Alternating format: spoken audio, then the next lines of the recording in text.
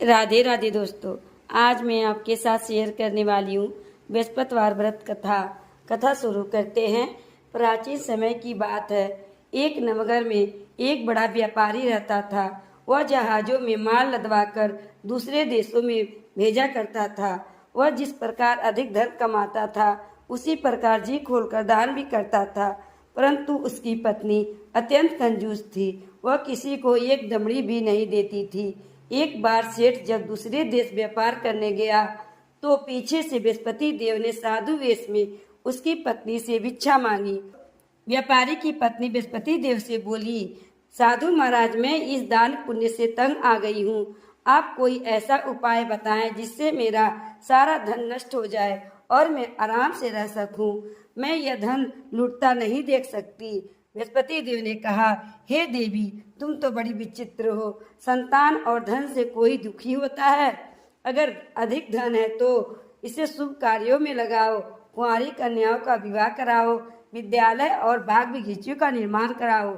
ऐसे पुण्य कार्य करो जिससे तुम्हारा लोक परलोक सार्थक हो सकता है।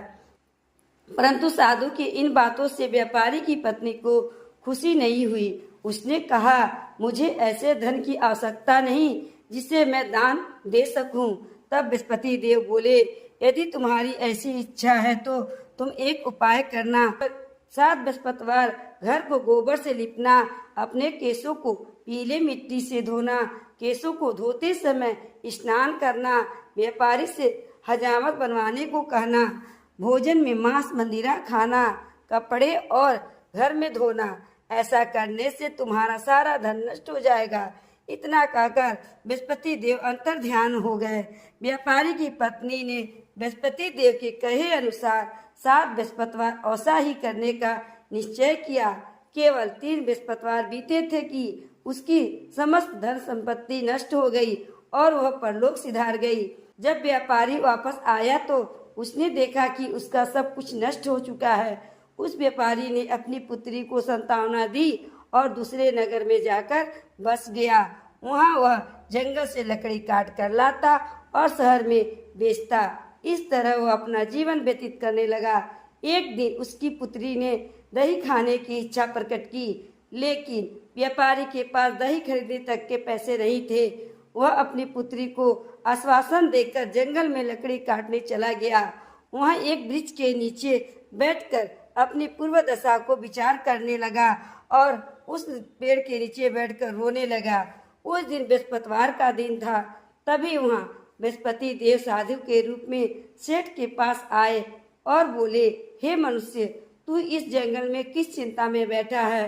तब व्यापारी बोला, हे महाराज, आप सब कुछ जानते हो। इतना कहकर व्यापारी अपनी कहानी सुनाकर रो पड़ा। बृहस्पति देव बोले, देखो बेटा, तुम्हारी पत्नी ने बृहस्पति देव का अपमान किया था, इसी कारण तुम्हारा यह हाल हुआ है। लेकिन अब तुम किसी प्रकार की चिंता मत करो। तुम गुरुवार के दिन बृहस्पति देव का पाठ करो। 2 पैसे के चने और गुड़ को लेकर जल के लोटे में शक्कर डालकर वह अमृत और प्रसाद अपने परिवार के सदस्य और कथा सुनने वालों में बांट दो। स्वयं भी प्रसाद और चरणामृत ग्रहण करो। भगवान तुम्हारा अवश्य कल्याण करेंगे।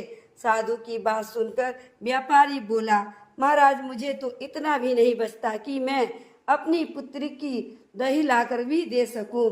इस पर साधु जी बोले, तुम लकड़ियां शहर में बेचने जाना, तुम्हें लकड़ियों के दाम पहले से चौगुने मिलेंगे, जिससे तुम्हारे सारे कार्य सिद्ध हो जाएंगे। जिससे उसने लकड़ियां काटी और शहर में बेचने के लिए चल पड़ा। उसकी लकड़ियां अच्छे दाम में बिक गई, जिससे उसने अपनी पुत्री के लिए दही लिया। गुरुवार की कथा हेतु चना गुड़ लेकर कथा की और प्रसाद बांटकर स्वयं भी खाया। उसी दिन से उसकी सभी कठिनाइयां दूर होने लगी। परंतु अगले बृहस्पतिवार को वह कथा करना भूल गया। अगले दिन वहां के राजा ने एक बड़े यज्ञ का आयोजन कर पूरे नगर के लोगों के लिए भोजन का आयोजन किया। राजा की आज्ञा अनुसार पूरा नगर राजा के महल में भोज करने गया, लेकिन व्यापारी एवं उसकी पुत्री तनिक विलंब से पहुंचे। अतः उन दोनों को राजा ने महल में ले जाकर भोजन करवाया। जब वह दोनों लौटकर आए तब रानी ने देखा कि उसका खूंटी पर टंगा हुआ हार गायब है। रानी को व्यापारी और उसकी पुत्री पर संदेह हुआ कि उसका हार उन दोनों ने चुरा लिया है। राजा की आज्ञा से उन दोनों को कारागार की कोठरी में कैद कर दिया गया। कैद में पड़कर दोनों अत्यंत दुखी हुए। वहाँ उन्होंने बृहस्पति देव को स्मरण किया। बृहस्पति देव प्रकट होकर व्यापारी को उसकी भूल का आभास कराया और उन्हें सलाह दी कि गुरुवार के दिन कैद खाने के दरवाजे पर तुम्हें 2 पैसे मिलेंगे। उनसे तुम चने और मुनक्का मंगवाकर विधि पूर्वक बृहस्पति देव की पूजा करना, तुम्हारे सब कष्ट दूर हो जाएंगे।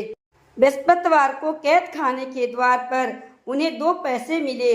बाहर सड़क पर एक स्त्री जा रही थी। व्यापारी ने उसे बुलाकर गुड़ और चने लाने को कहा। इस पर वह स्त्री बोली, मैं अपने बहू के लिए गहने लेने जा रही हूँ, मेरे पास समय नहीं है। इतना कहकर वह स्त्री चली गई। थोड़ी देर बाद वहाँ से एक और स्त्री निकली। व्यापारी ने उसे बुलाकर कहा कि हे बहन, मुझे बृहस्पतिवार की कथा करनी है, तुम मुझे 2 पैसे का चना और गुड़ लाकर दे दो। बृहस्पति देव का नाम सुनकर वह स्त्री बोली, भाई मैं तुम्हें अभी गुड़ चना लाकर देती हूँ। मेरा इकलौता पुत्र मर गया है, वह उसके लिए कफन लेने जा रही थी, लेकिन मैं सबसे पहले तुम्हारा काम करूँगी, उसके बाद अपने पुत्र के लिए कफन लाऊंगी। वह स्त्री बाजार से व्यापारी के लिए गुड़ चना ले आई और स्वयं भी बृहस्पति देव की कथा सुनी। कथा के समाप्त होने पर वह स्त्री कफन लेकर अपने घर गई। घर पर लोग उसके पुत्र की लाश को राम राम सत्य है कहते हुए शमशान ले जाने की तैयारी कर रहे थे। उसके मुंह में प्रसाद और चरणामृत डाल दिया। प्रसाद और चरणामृत के प्रभाव से वह पुनः जीवित हो गया। पहली स्त्री जिसने बृहस्पति देव का निरादर किया था, वह जब अपने पुत्र के विवाह हेतु पुत्र वधू के लिए गहने लेकर लौटी और जैसे ही उसका पुत्र घोड़ी पर बैठकर निकला, वैसे ही घोड़ी से गिर गया। वह घोड़ी से गिरकर तुरंत मर गया। बृहस्पति देव की क्षमा याचना करने लगी। उस स्त्री की याचना से बृहस्पति देव साधु के वेश में वहां पहुंचकर कहने लगे, हे देवी, तुम्हें अधिक विलाप करने की आवश्यकता नहीं है। यह बृहस्पति देव का अनादर करने की कारण हुआ है। तुम वापस जाकर मेरे भक्त से क्षमा मांगकर कथा सुनो, तब ही तुम्हारा मनोकामना पूरी होगी। जेल में जाकर उस स्त्री ने व्यापारी से माफी मांगी और कथा सुनी। कथा के उपरांत वह प्रसाद और चरणामृत लेकर आई अपने घर आकर उसने चरणामृत और प्रसाद अपने पुत्र के मुख में डाला। चरणामृत के प्रभाव से उसका पुत्र भी जीवित हो उठा। उसी रात बृहस्पति देव राजा के सपने में आए और बोले, हे राजन, तूने जिस व्यापारी और उसकी पुत्री को जेल में कैद कर रखा है वह बिल्कुल निर्दोष है। तुम्हारी रानी का हार वहीं टंगा हुआ है, उसी खूंटी पर। दिन निकला तो राजा रानी ने हार खूंटी पर टंगा हुआ देखा। राजा ने उस व्यापारी और उसकी पुत्री से क्षमा मांगी और उन्हें आधा राज्य देकर पुत्री का विवाह उच्च कोर्ट में करवाकर दहेज में हीरे जवाहरात दिए। तो दोस्तों, यह थी बृहस्पतिवार की कथा। कथा आपको कैसी लगी? अच्छी लगी हो तो लाइक करिएगा। चैनल को सब्सक्राइब नहीं किए तो चैनल को सब्सक्राइब करिएगा।